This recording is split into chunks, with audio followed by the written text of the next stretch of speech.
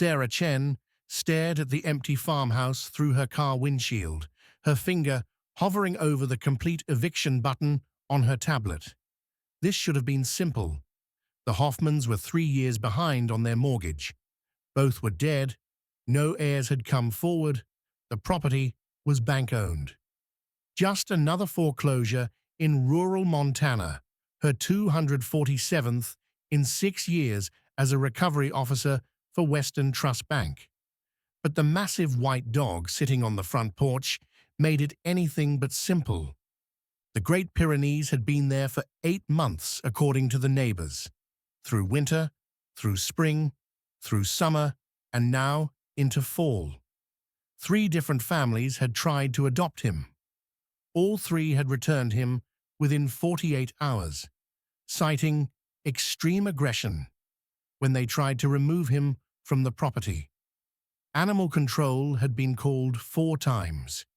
Each time, the dog had become so violent when they tried to capture him that they'd had to retreat.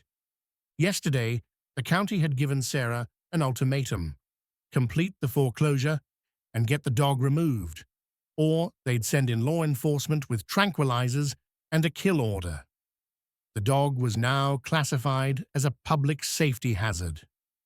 Sarah had exactly 24 hours to figure out why a dog everyone said was vicious wouldn't leave an empty house, and she had no idea that what she was about to discover would cost her everything she'd worked for, and give her back something she didn't know she'd lost. If this story of loyalty, hidden truths, and the choice between following rules and following your heart moves you, please subscribe to Second Chance Stories and hit that notification bell.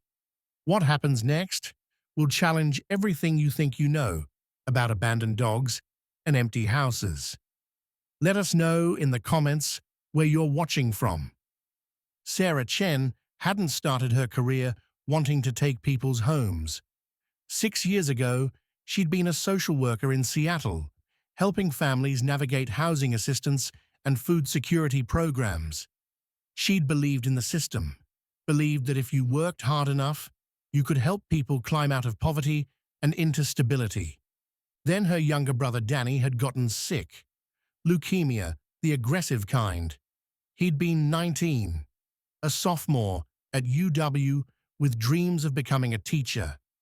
Sarah had watched her parents drain their savings, then their retirement, then take out a second mortgage on their home to pay for experimental treatments that insurance wouldn't cover. Danny died anyway, and 6 months later, the bank foreclosed on their parents' house. Sarah had stood in that house, the house she'd grown up in, where Danny had taken his first steps, where Christmas mornings and birthday parties and ordinary beautiful life had happened, and watched strangers walk through with measuring tape and clipboards, calculating how quickly they could flip it for profit. Something had broken in her that day, not her heart, that had broken when Danny died. Her faith that the system cared, that institutions had souls, that there was any mercy in the machinery of modern American life. So she'd done what seemed logical at the time. If you can't beat them, join them. She'd gotten her real estate license, then her certification as a foreclosure specialist, then taken a job with Western Trust Bank. If houses were going to be taken, if families were going to be displaced, she'd at least make sure it was done efficiently, professionally, without the unnecessary cruelty she'd seen inflicted on her own family. She told herself she was being pragmatic. Her therapist suggested she was punishing herself. Her ex-girlfriend said she was running away from grief by diving into the thing that caused it. They were probably all right. Now, at 34, Sarah lived alone in a sterile apartment in Billings, drove 30,000 miles a year across Montana, processing foreclosures, and had exactly 3 personal items in her life: a photo of Danny, a plant she kept forgetting to water, and a collection of classical music that she played too loud when the silence got overwhelming. The Hoffman property was 180 miles from Billings, down a winding rural highway that cut through land so beautiful it made your chest ache. Rolling hills, pine forests, the kind of big sky that reminded you how small you were. Sarah had made the drive twice before, once to post the eviction notice, once to verify the property was vacant. Both times, the dog had been there. Both times, he'd watched her from the porch, but hadn't approached. She'd noted him in her report. Large livestock guardian dog present on property. Appears healthy but uncooperative. Recommend animal control intervention. She'd thought that was the end of her involvement. But yesterday, her supervisor had called. Animal control won't go back. They say the dog's too dangerous. The county says if we want the property cleared, we need to handle it ourselves. You're the only field officer who's been there. It's your case. Get it done. Sarah pulled up the long gravel driveway, gravel crunching under her tires. The farmhouse was classic Montana, 2 stories, white with green trim, a wraparound porch that probably hosted summer barbecues and lazy Sunday mornings. Now the paint was peeling, several windows were boarded up, and the garden had gone wild with weeds. But the porch was swept clean. That was the first thing Sarah noticed. The porch that should have been covered in months of dust and debris was clean. The dog sat in the center of it, massive and calm. He was easily 120 pounds, with the thick white coat and black-marked face, typical of Great Pyrenees. His eyes tracked her car as she parked, but he didn't bark, didn't move. Just watched with an intensity that made Sarah's skin prickle. She pulled out her phone and called the number for the last family who'd tried to adopt him. A woman named Carol Martinez answered on the 3rd ring. Miss Martinez, this is Sarah Chen from Western Trust Bank. I'm calling about the dog you tried to adopt from the Hoffman property. That monster, Carol's voice went sharp. We tried to give him a good home, we really did. But the second we got him in our truck, he went crazy, broke out of the crate, broke the back window trying to get out. When we brought him back to the property, he was fine again. It was like he was possessed. Did he hurt anyone? He tried to bite my husband when he wouldn't let him out. Drew blood through his glove. That dog is dangerous, Ms. Chen. You shouldn't go near him alone. Sarah hung up and looked at the dog again. He still hadn't moved, still hadn't barked. He didn't look possessed. He looked purposeful. She pulled up the other 2 adoption reports on her tablet. The Patterson family. Dog became violent when we tried to remove him from property. Attempted to bite multiple family members. The Wilsons. Extreme aggression when confined. Destroyed interior of vehicle. Unsafe for adoption. But every report said the same thing. The dog was calm on the property, only became aggressive when people tried to take him away. Sarah grabbed her bag and got out of the car slowly. The dog stood up, and she could see the full size of him now. He was enormous, with the kind of presence that working livestock guardian dogs have, not pets, but animals with jobs bred into their bones. Hey there, big guy, Sarah called softly. I'm not here to hurt you. I just need to understand what's going on. The dog's tail wagged once, slowly. Then he sat back down and waited. Sarah approached the porch steps carefully. The dog watched, but didn't react. When she put her foot on the first step, he stood again, not aggressively, but alert.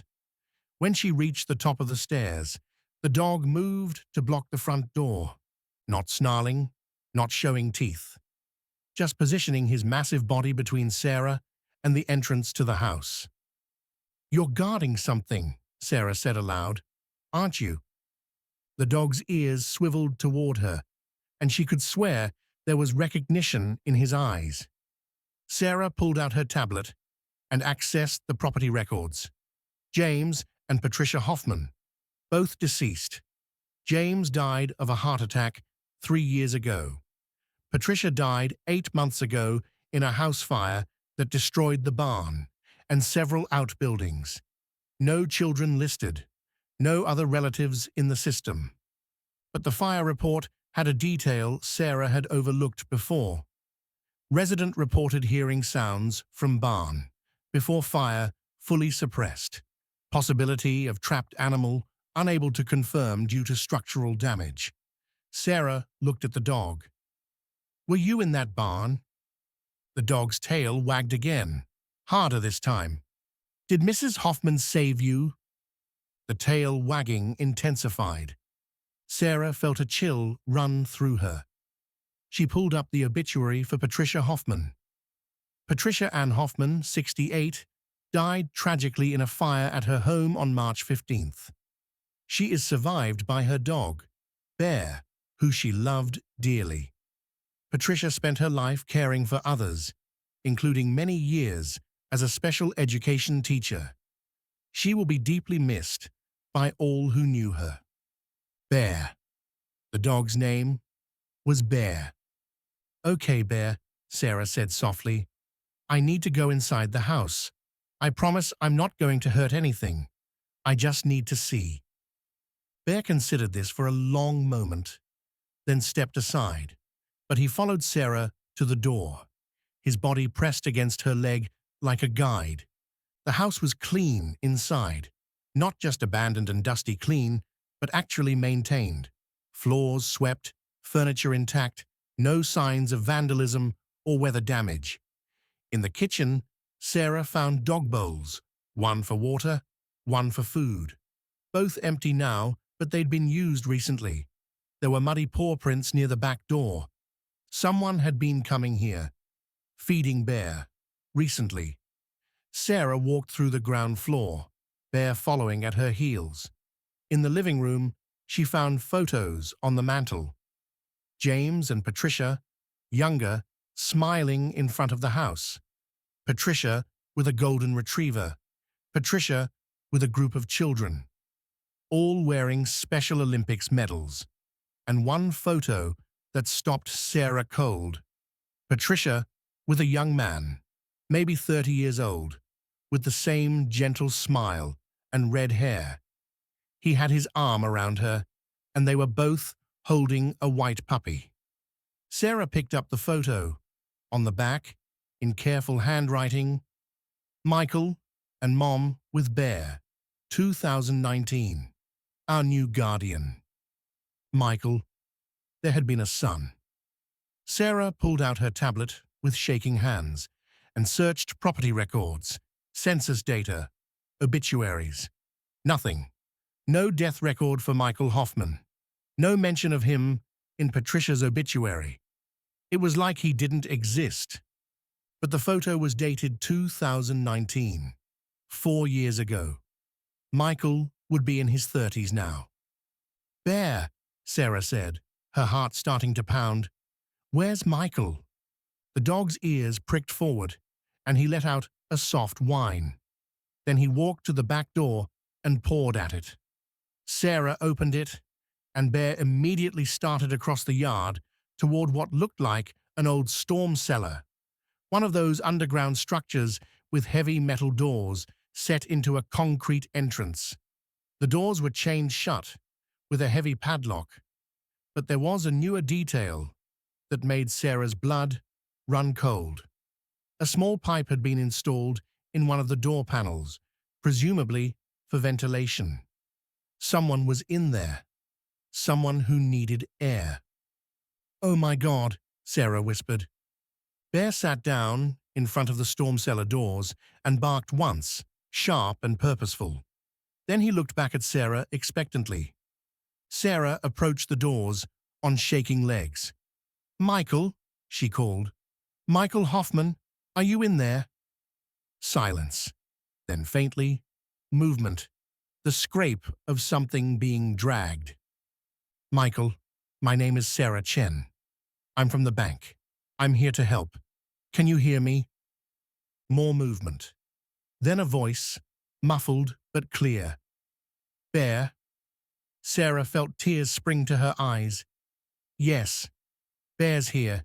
He's been here the whole time. He wouldn't leave. Good dog. The voice was strained, weak. Good Bear. Sarah tried the padlock. Solid. New-looking. Michael, I'm going to get you out. Hold on. She ran back to her car and grabbed her emergency kit, which included bolt cutters. Her hands were shaking so badly it took 3 tries to get the lock cut, but finally the chain fell away. She pulled the doors open, and the smell that hit her was overwhelming. Human waste, stale air, fear. The storm cellar had been converted into a living space. There was a cot, some supplies, a battery-powered lantern, and huddled in the corner was a man in his 30s, thin almost to the point of emaciation, with red hair and Patricia Hoffman's gentle eyes. He squinted against the sudden light, raising one hand to shield his face. The other hand was reaching toward the entrance, toward where Bear had already bounded down the steps to press against him. Bear, Michael said again, his arms wrapping around the dog's neck. Good Bear. You stayed. You're such a good boy. Sarah descended the steps carefully. Michael, I'm Sarah. We need to get you out of here. We need to get you help. Michael's eyes met hers, and she could see the fear there. Can't leave, Mum said. Have to stay until she comes back. Sarah's heart broke. Michael, I'm so sorry. Your mum, Patricia, died 8 months ago in the fire. I know. Michael's voice was matter-of-fact, but tears were streaming down his face. I know she's not coming back, but she said stay here, stay safe. So I stay. Sarah sat down on the steps, trying to keep her voice calm even though her mind was racing. Michael, have you been down here since the fire? Mom said to come here if something bad happened. She said Bear would take care of me. She said stay until it's safe. He rocked slightly, a self-soothing motion. People came. After the fire, lots of people, loud people, so I had to stay quiet. Bear kept them away. Good Bear. Sarah understood now with sickening clarity. The neighbors, the search and rescue teams after the fire, the property assessors, they'd all been driven away by Bear, who was protecting Michael. Everyone had assumed the dog was just territorial. No one had realized he was guarding someone. How have you been eating? Drinking water? Nighttime, Michael said. When it's quiet, I go to the house. There's food in the freezer, water from the tap. Mom taught me. She said, if I had to hide, I had to be smart. Go at night, be quiet, put everything back. He looked down. But the food is almost gone now. Sarah felt rage building alongside her grief. Patricia had been preparing her son for this, for having to survive alone, because she knew what would happen if authorities found Michael after she was gone. Michael, do you have any other family? Anyone your mom trusted? He shook his head. Just Mom and Bear. What about your father? Died when I was little. Mom said people don't understand me. She said if something happened to her, they'd take me away to a place where I couldn't have Bear. She said those places are loud and scary. His rocking intensified. I don't want to go to a loud place. I want to stay with Bear. Sarah wanted to tell him it wouldn't be like that there were good group homes and supportive services. But she'd been a social worker. She'd seen exactly the kind of institutional settings Michael would end up in. Underfunded, understaffed, with little accommodation for individual needs. And almost none of them allowed large dogs. Patricia had been trying to protect her son, the only way she knew how, and Bear had been carrying out his guardian duties with perfect loyalty, even after his person died. "Okay," Sarah said, her mind racing. "Michael, I need you to trust me. Can you do that?" He looked at Bear as if asking the dog's opinion. Bear's tail wagged. "Bear says okay," Michael decided. "Good. Here's what we're going to do. We're going to go up to the house. We're going to get you cleaned up, get you some food. And then we're going to figure out how to keep you and Bear together. Okay? We won't be separated." Sarah had no authority to make that promise, but she made it anyway. "Not if I can help it." Getting Michael into the house took patience. He hadn't been in bright light in months, and his legs were weak from limited movement. But with Bear on one side and Sarah on the other, they made it. While Michael showered, Sarah made phone calls, first to her supervisor. "Chen, what's your status on the Hoffman property?" "Tom, I found someone living here, Patricia Hoffman's son. He's been here since she died." Silence. Then, "What? There was no son in the property records." "I know, but he's here. He's autistic. He's been living in the storm cellar for 8 months, and the dog has been protecting him." Jesus Christ. Tom's voice was strained. "Okay, this changes things. You need to call Adult Protective Services immediately. They'll take custody of him, and we can proceed with the foreclosure." "Tom, if APS takes him, they'll separate him from his dog. That dog is the only thing keeping him stable right now." "That's not our problem, Sarah. Our job is to process the foreclosure, call APS, then get out of there." "And if I don't?" A long pause. "Then you're choosing that man over your job, and you know I can't protect you if you do that." Sarah looked into the living room, where Michael was now sitting on the couch, with Bear's head in his lap, both of them finally looking peaceful. "I know." She hung up and called Adult Protective Services anyway, but when the caseworker answered, Sarah didn't give her the address. Instead, she asked questions. If you had a case where an autistic adult was living with a service dog, what would happen? Well, if it's a registered service animal, reasonable accommodation has to be made, the caseworker said. But if it's just a pet, most group homes don't allow animals over 30 pounds. What about placement with family? Always our first choice, but if there's no family, what about a group home, specifically for adults with disabilities who have service animals? Those exist, but there's usually a wait list, and you need documentation that the dog is actually trained as a service animal, not just an emotional support animal. Sarah thanked her and hung up. Then she did something that 6 years ago social worker Sarah would have done without hesitation, but foreclosure officer Sarah had forgotten how to do. She started advocating. Over the next 6 hours, Sarah made 23 phone calls. She called disability rights organizations, autism advocacy groups, service dog training programs, and veterinarians who specialized in animal behavior assessment. She called the local newspaper and told them there was a story they needed to investigate about a man who'd been forgotten by the system and saved by his dog. And she called a lawyer, not one who worked for the bank, but one who specialized in disability rights and guardianship cases. His name was Marcus Rodriguez. And when Sarah explained the situation, he said 3 words that changed everything. "We can fight this." By evening, Michael was fed, clean, and resting in his old bedroom upstairs. Bear hadn't left his side once. Sarah sat at the kitchen table with her laptop, building a case. Patricia Hoffman had been a special education teacher for 35 years. She'd had Michael late in life, when she was 38.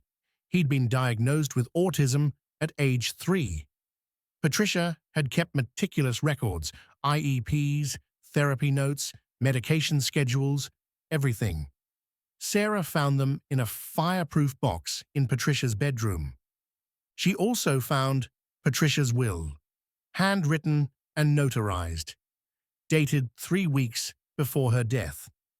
To whom it may concern, if something happens to me, I need you to understand about my son Michael. He is autistic and needs routine, quiet, and his dog Bear. He is capable of living independently with minimal support, but he cannot function in institutional settings. The noise and chaos trigger severe episodes. I have spent his whole life teaching him survival skills for exactly this scenario: how to care for himself, how to stay hidden if needed, how to let Bear protect him. Please don't punish him for following the instructions that kept him alive. Please don't separate him from the only family he has left. Bear isn't just a pet. He's Michael's guardian, his protector, his connection to me. Without Bear, my son will not survive. Please, if you have any compassion, any understanding of what it means to love someone society doesn't value, find a way to keep them together. Sarah sat in the dark kitchen, reading that letter over and over, tears streaming down her face. Patricia had known this would happen. She'd known she wouldn't always be there to protect her son, so she'd taught him how to survive without her. And she'd gotten a dog who would never abandon his post. Bear had kept Patricia's promise for 8 months. And now it was Sarah's turn. Marcus Rodriguez arrived the next morning with a plan. First, we petition for emergency guardianship. You'll apply to be Michael's guardian temporarily while we sort out permanent arrangements. Second, we get Bear evaluated and certified as a psychiatric service dog, which, based on what you've told me, he absolutely is. Third, we fight the foreclosure. Can we do that? Sarah asked. The mortgage is 3 years delinquent. Patricia's estate can't pay, but there are disability housing grants, non-profits that specifically help people like Michael. If we can prove he needs this house, his childhood home, the place where his routines are established, we might be able to work something out with the bank. The bank isn't exactly known for their compassion. Marcus smiled grimly. Then we give them a reason to care. Public pressure, media attention, the fact that they're about to make a disabled man and his service dog homeless. Western Trust already has a PR problem after that scandal last year. Do they really want to be the villains who threw out an autistic man who survived 8 months alone because his mom taught him to hide from people like them? Sarah thought about her supervisor's warning, about the job she'd given 6 years of her life to, about the foreclosures she'd processed, the families she'd displaced, all in the name of being efficient and professional and not getting emotionally involved. I'm already fired, aren't I? Probably. Is that okay? Sarah looked out the window to where Michael was sitting on the porch with Bear, the morning sun making their red and white fur glow. Yeah, it's okay. The next 3 weeks were chaos. Sarah stopped answering calls from her supervisor and started working full-time on Michael's case.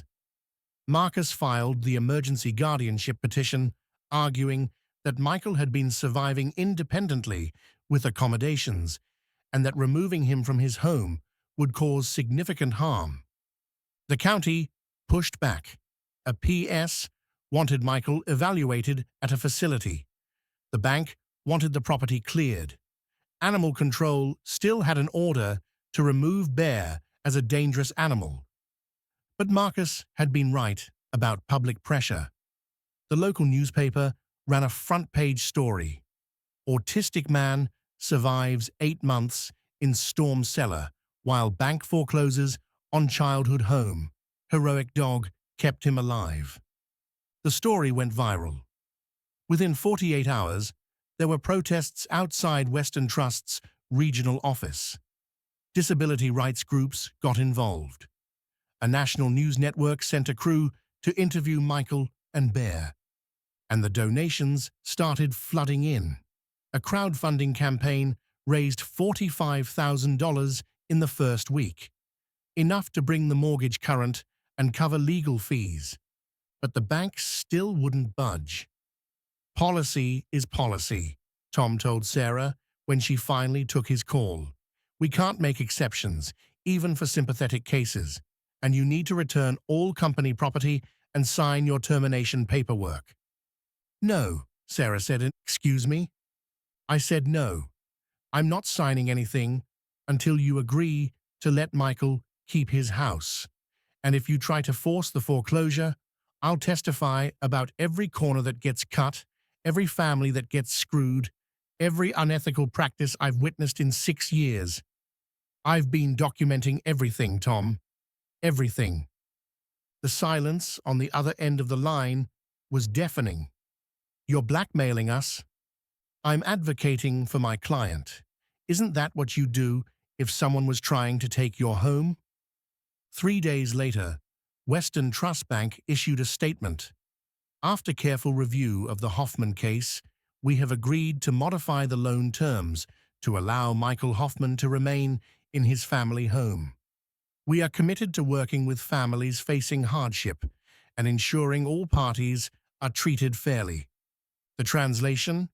They'd rather take a financial hit than deal with the PR nightmare of evicting an autistic man and his heroic dog. The guardianship hearing was held in October, 6 weeks after Sarah had first found Michael in the storm cellar. The judge reviewed the evidence: Patricia's will, Michael's medical records, Bear's behavioral evaluation, which confirmed he was performing psychiatric service dog tasks, and testimony from Sarah, Marcus, and several disability advocates. The judge also reviewed Michael's own testimony. With Bear at his feet, Michael had explained in simple, clear language that he wanted to stay in his house with his dog and with Sarah, who he trusted. Mr. Hoffman, the judge said gently, do you understand that Sarah would be responsible for helping you with things you find difficult? That she would have legal authority to make decisions about your care? Like Mum did, Michael said. Yes, like your mother did. Will she make me leave Bear? No. The court recognizes Bear as your service animal. He goes where you go. Michael considered this. Okay, Sarah can be my guardian. Bear says she's okay. The courtroom erupted in quiet laughter and a few tears. The judge granted Sarah temporary guardianship for 1 year, with review after 6 months. If everything went well, it could become permanent. After the hearing, Sarah and Michael and Bear drove back to the farmhouse, Michael's house now, legally and officially. Sarah had already moved most of her belongings into the spare bedroom. She'd quit her job with the bank. They'd tried to fire her, but she'd beaten them to it, cashed out her retirement account, and committed to making this work. She had no idea what she was doing. She'd never been a full-time caregiver. She'd never lived on a farm. She barely knew how to take care of herself, let alone someone else and a 120-pound dog. But for the first time in 6 years, she felt like she was doing something that mattered. The first month was an adjustment. Michael had routines that couldn't be disrupted, sensory sensitivities that Sarah had to learn, and anxiety triggers that could send him spiraling into shutdowns that lasted hours. Bear was the bridge between them. When Sarah couldn't understand what Michael needed, Bear would show her. Michael needed the house to be quiet at certain hours. Bear would alert Sarah by standing between her and any noise source until she lowered the volume. Michael needed physical pressure during meltdowns. Bear would lie on top of him, providing deep pressure therapy that calmed the panic. Michael needed someone to check the doors, and windows were locked before he could sleep. Bear would do rounds with him every night, verifying the house was secure. The dog wasn't just a pet. He was Michael's interpreter, his protector, his connection to feeling safe in a world that often felt overwhelming. Sarah learned to read Bear's signals, to follow his lead when Michael was struggling. And slowly, Michael began to trust her the way he trusted Bear. They established new routines together. Morning chores, feeding the chickens Patricia had kept, taking care of the garden. Afternoon activities. Michael loved puzzles and building models. Evening wind down. Michael and Bear would sit on the porch while Sarah read aloud. Michael liked predictable stories with happy endings. Sarah started working remotely, doing freelance grant writing for non-profits. The pay was unstable, but it meant she could be home with Michael. The money from the crowdfunding campaign helped, and Marcus had connected them with several disability support programs that provided financial assistance. It wasn't easy. Some days Sarah felt overwhelmed by the responsibility. Some days she grieved the career she'd given up, the life she'd had in Billings. Some days she missed the simplicity of just processing paperwork and not getting emotionally invested. But then she'd see Michael laughing at something Bear did, or she'd watch them work together in the garden, or Michael would spontaneously say, "Thank you, Sarah," in his careful way, and she'd remember why she was here. 6 months into the guardianship, they had their review hearing. The judge asked Michael how things were going. "Good," Michael said. "Sarah keeps the house quiet. She learned my schedule. She lets Bear sleep in my room." He paused, thinking. Mom would like her. The judge smiled. "I think so too. And Sarah, how are you managing?" "It's the hardest thing I've ever done," Sarah said honestly. "I make mistakes constantly. But Michael is patient with me. And Bear makes everything work. I don't think people understand how remarkable this dog is. He's not just performing tasks. He's running this whole operation. We're just following his lead." The judge granted permanent guardianship. In her ruling, she wrote, "The court finds that Michael Hoffman is thriving in his current placement. The bond between Mr. Hoffman, his guardian Ms. Chen, and his service dog Bear represents exactly the kind of family unit our system should be supporting, rather than separating. This case should serve as an example of creative problem-solving and genuine advocacy." The local disability rights organization asked if Sarah would speak at their annual conference about Michael's case. She almost said no. Public speaking terrified her, but Marcus convinced her that telling their story might help other families facing similar situations. The conference was in Missoula, 3 hours from the farm. Sarah prepared carefully, writing and rewriting her speech. Michael and Bear came with her. Michael didn't like being away from home, but Sarah thought it was important for people to meet them. There were 300 people in the audience when Sarah took the podium. She looked out at the sea of faces and felt her old social worker self stirring, the part of her that had once believed advocacy mattered. 6 months ago, Sarah began, I was a bank foreclosure officer. My job was to take people's homes when they couldn't pay. I was good at it. I was efficient, professional, emotionally detached. I told myself I was just doing my job, that I wasn't responsible for the system. I was just operating within it. She clicked to a photo of the Hoffman farmhouse. This was case number 247. Empty house, dead owners, 3 years of missed mortgage payments. Simple foreclosure. But there was a dog on the property that everyone said was dangerous, and I couldn't figure out why he wouldn't leave. She clicked to a photo of Bear. This is Bear. Great Pyrenees, 8 years old, trained as a livestock guardian and psychiatric service dog. For 8 months, while I was processing paperwork and following policy, Bear was protecting someone everyone had forgotten about. She clicked to a photo of Michael in the storm cellar, taken by the news crew, with permission. The audience gasped. This is Michael Hoffman. He's 34 years old, autistic, and his mother spent his entire life teaching him how to survive in a world that doesn't understand people like him. When she died, he did exactly what she taught him.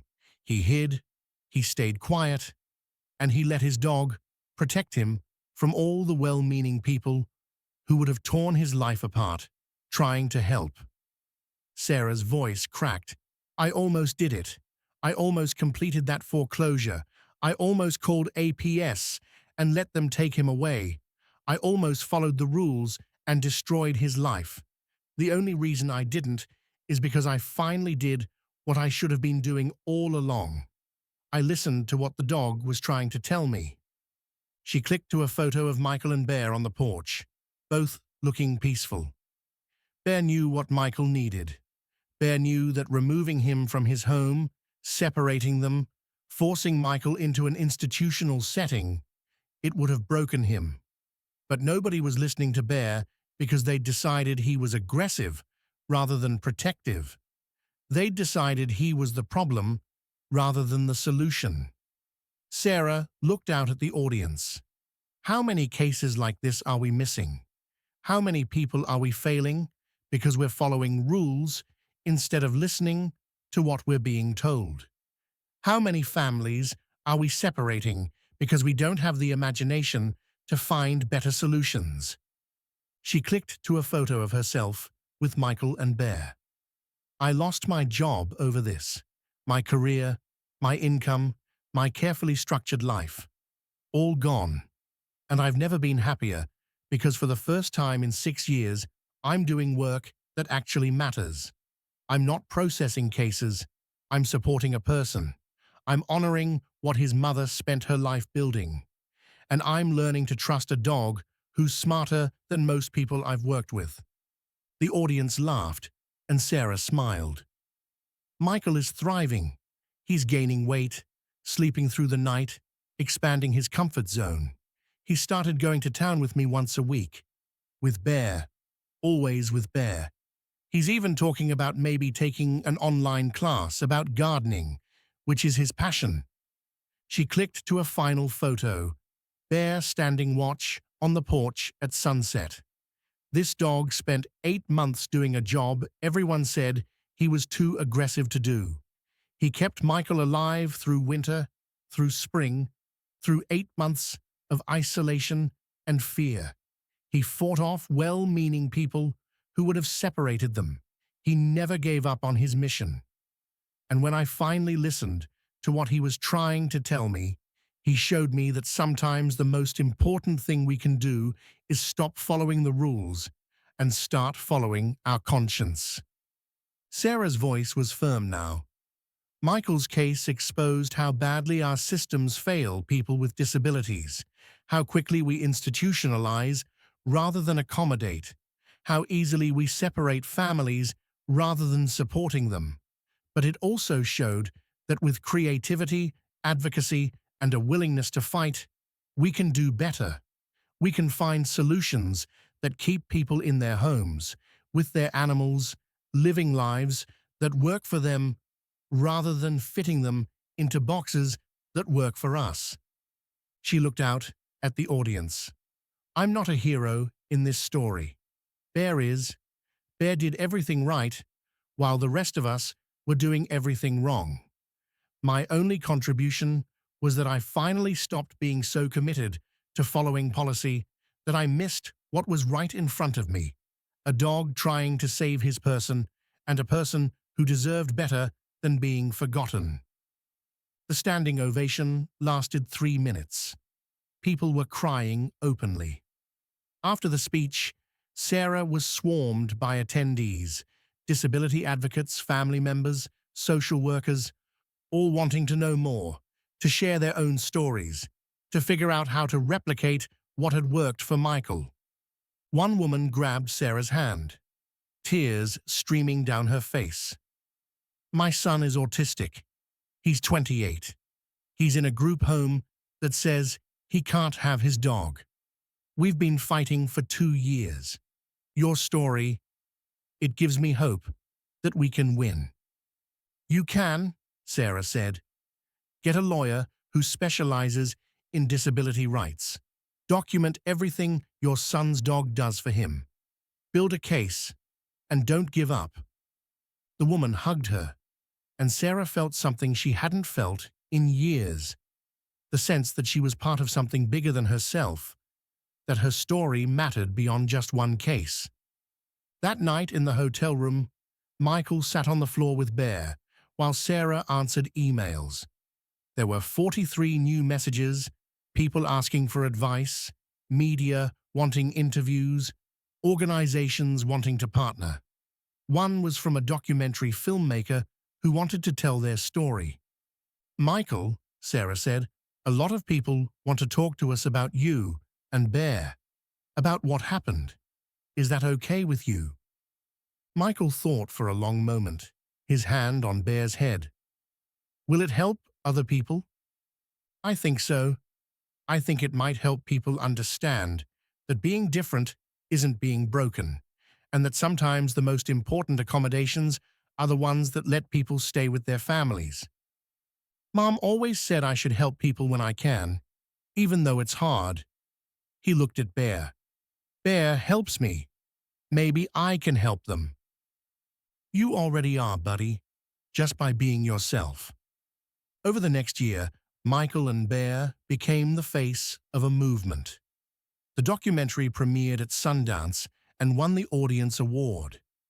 It led to policy changes in several states about service dog rights and guardianship options for disabled adults. The crowdfunding campaign that had saved Michael's house evolved into a non-profit, Patricia's Promise, that helped other families facing similar situations. Sarah became the executive director, working from the farmhouse and traveling occasionally for speaking engagements. Michael came along to some of them, always with Bear. He'd gotten better at handling crowds, though he still needed quiet time afterward to decompress. The farmhouse became a place of refuge, not just for Michael, but for other families navigating disability advocacy. Sarah and Marcus, who'd become a close friend and pro bono legal advisor, held quarterly workshops on guardianship rights, service dog certification, and housing accommodations. People came from across Montana and eventually from across the country to learn from Michael's case. Bear, now 9 years old, was semi-retired but still devoted to Michael. The two of them tended an enormous garden that supplied vegetables to half the county. Michael had discovered he was gifted at growing things, patient, observant, systematic. Local farmers started asking him for advice. 2 years after the guardianship was finalized, Sarah got an unexpected call. It was from Tom, her former supervisor at Western Trust Bank. "Sarah, I know you have no reason to talk to me, but I wanted you to know something. After your case went public, we reviewed our foreclosure policies. We found a lot of problems, cases where we should have worked harder to find solutions, families we could have helped instead of displacing." Sarah waited, silent. "We've implemented new protocols.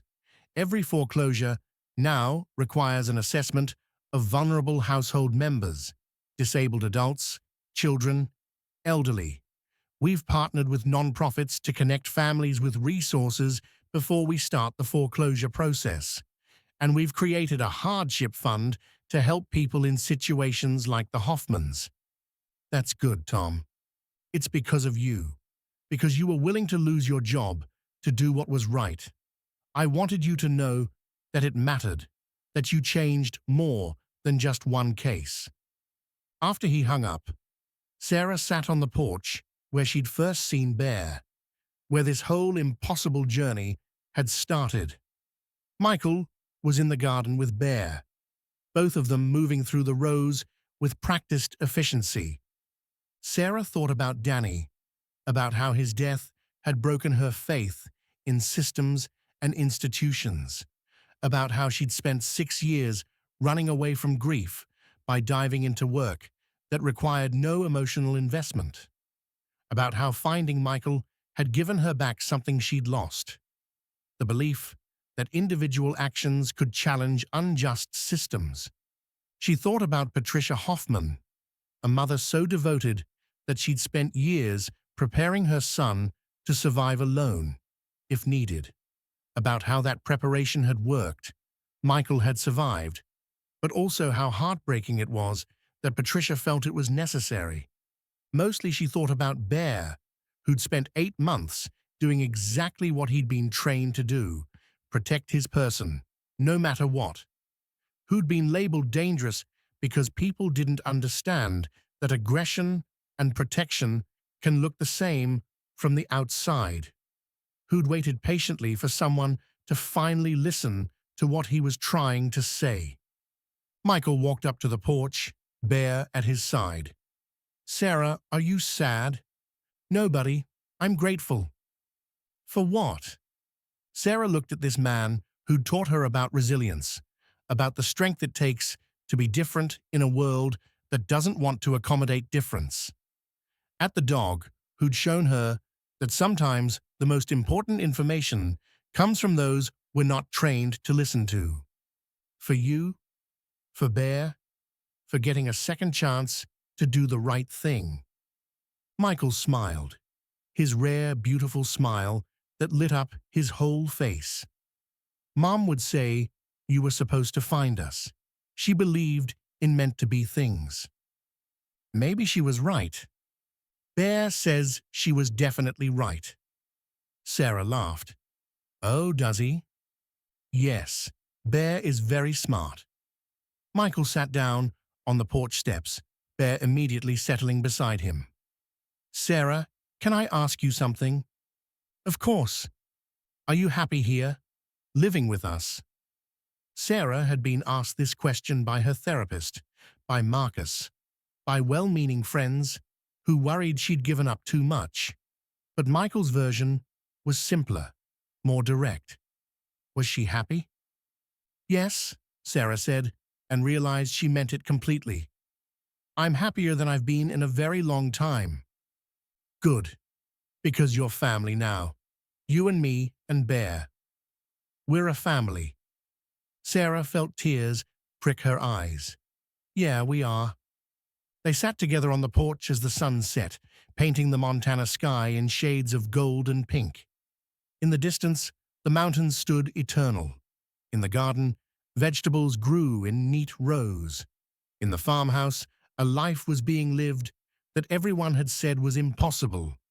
And on the porch, a dog who everyone had called dangerous rested his head on his person's knee, his job finally understood, his loyalty finally honored. Bear had never been dangerous.